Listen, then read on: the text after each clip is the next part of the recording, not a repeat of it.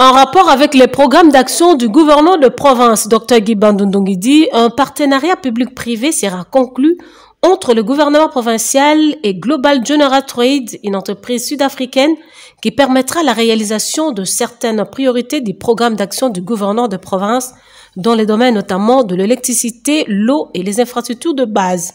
L'entreprise Global General Trade, spécialisée dans la fourniture de services de base, déjà représentée en République démocratique du Congo, compte s'étendre dans toutes les provinces et le Congo central en particulier pour l'implantation d'une entreprise, annonce le porte-parole de cette société.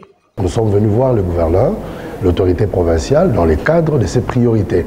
Parce que l'autorité provinciale, dans le souci de ses administrés, a quelques programmes prioritaires. Nous avons quelques opportunités qui pourront booster, qui pourront vraiment rendre pratique les initiatives, les opérations ou les programmes prioritaires de l'autorité provinciale. Dans un délai le plus bref, nous voulons déjà monter une entreprise qui pourra engager 150 personnes, plus de 150, dans la fabrication locale, ici, des ampoules à éclairage public et dans les maisons. Et ça, l'autorité provinciale est très fière parce que finalement, c'est un projet qui va sensiblement réduire le chômage pour ses administrés. Autre audience, celle accordée à la délégation de CFF sur le programme de développement de 145 territoires. Conduite par M.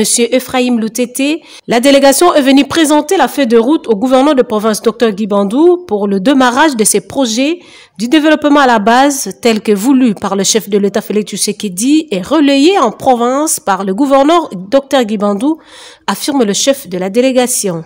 Nous sommes venus nous entretenir avec M. le gouverneur pour lui présenter la feuille de route du lancement de travaux et en même temps aussi de l'installation de l'antenne provinciale qui sera chargée d'assurer le suivi des activités au quotidien liées à la mise en œuvre du programme de développement local des 145 territoires. Il s'agit pour la première phase du programme de développement local des 145 territoires de construire des écoles, des centres de santé et des bâtiments administratifs dans les territoires.